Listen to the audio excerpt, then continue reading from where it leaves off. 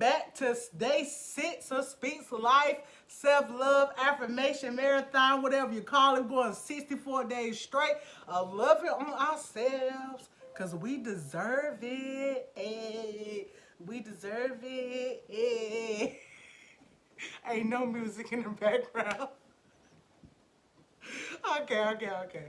I'm crazy. I know. You ain't got to tell me, girl or boy. But anyways, so today is day 6, and it piggybacks on day 5, which is really, really awesome. So day 6, it says every choice, so I am in control of my reality. The thoughts I choose to believe right now are forming my experiences. I now listen to what I say.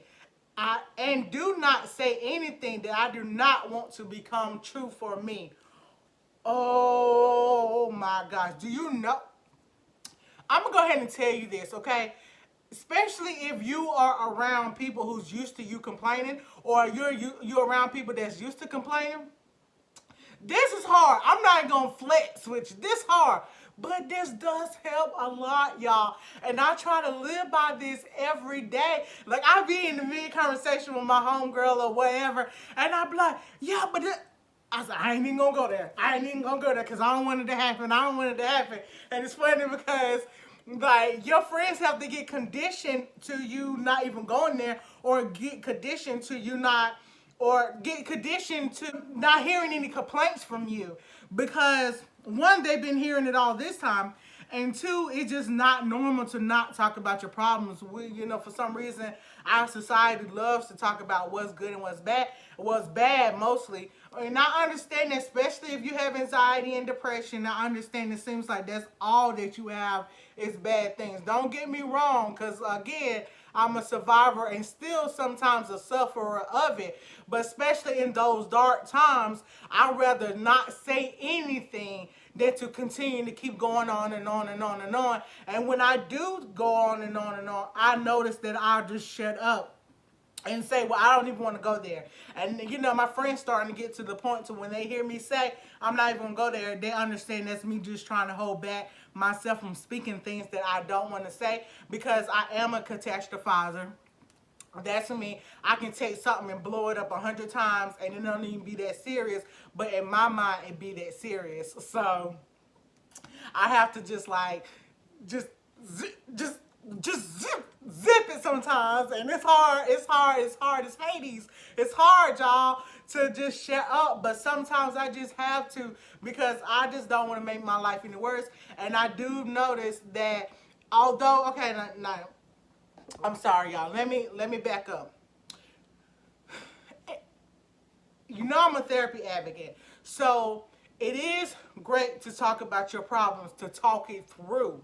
But to talk about it, to continuously complain about it, that kind of puts things out in the atmosphere and attracts things to come back to you, the same likeness of what you were talking about. So basically, if you're basically talking about, like, this guy, he just gets on my nerves, well, if you're talking to a therapist or talking to a group or whatever, for them to say, okay, well, look at it like this, and maybe you should try this, or work on your interpersonal communication skills or something like that, that's perfectly fine, because you're not going to continue to keep going on and on and on about it, because you're going to get some help and you're going to try to do those things that you're being helped about. But when you keep going on and on and on, and that's me, honey, I'm the energizer bunny. I used to be one of those females that walk behind you like this. You ain't gonna do that, and just keep going on and on and on. And people like, okay already, like, we get it. And I'm like, no, you don't. And I just keep going on and on. And my point at that time was to keep doing it, because I felt like I was tired of people messing over me or doing whatever they did, and I feel like I had to blow up and keep going on. But what my problem was, I had to learn new skills to deal with new people instead of repeating that. So maybe my advice would be to not put it out there in the atmosphere, to not really talk too much about your problems that you have unless you're trying to find a solution from them.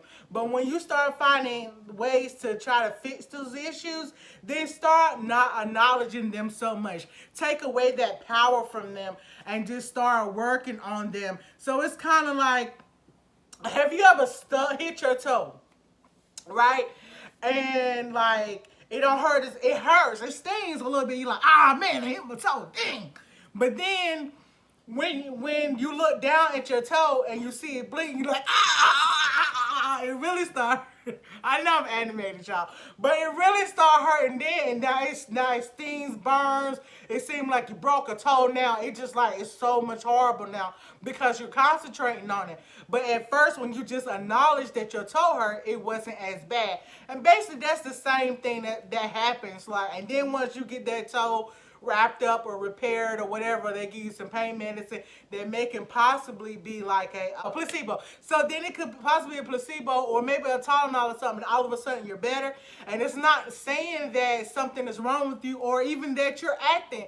Your brain is really giving you a signal that this thing does hurt. And then once you are taking this placebo or this medication, your brain is really telling you everything is okay. So it's not you acting, it's not, you know, you being over the top. It's really what you're telling yourself and what your brain is relaying to your central nervous system and your nerves and all this other stuff. So, you know, just try to like take your power back off of it. If that thing getting on your nerves, kind of take your power back off. Them kids getting that man, that woman, that chest pain, because you know sometimes our psychological pain will turn into physical pain. Try to take your mind off it. You know what I mean? Try, you know, like give it some type of medicine, and then tell yourself this medicine, you know, whether it's a psychological medicine or whether it's a physical medicine, this medicine, sorry y'all, I just, them little white things are coming in the sky and I keep swatting them if y'all see my hand going like that. But the psychological medicine or the physical medicine, this is going to help me, and it is so. And tell yourself that. Now, I don't think it's going to work the first or the second time. It may sometimes, but it's something that you have to deal with. Anything in life that's worth you work, that really works or whatever, you don't never end up doing it right the first time. And then be gentle on yourself. Be gentle on yourself. Just keep working at it. Keep working on it.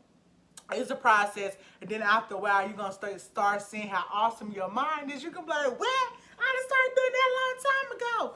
Okay, back to myself. So this has been day 6 of Speakslyfe. If you like, please like, comment, subscribe, do all those good things. Let me know that I'm not doing this in vain. Let me know that y'all are really getting good content out of this. Let me know if you like it. Let me know if I need to shut up and sit down somewhere. Just calm down. Let me know what you think, your opinions. I'm not going to get offended. You know why? Because I'm loving on myself, y'all. Loving on myself. And I understand that it is a process. And I understand that these videos are not going to be perfect from the beginning. So, tell me what you think. Tell me what you want. All right. This is Speakslyfe. Peace.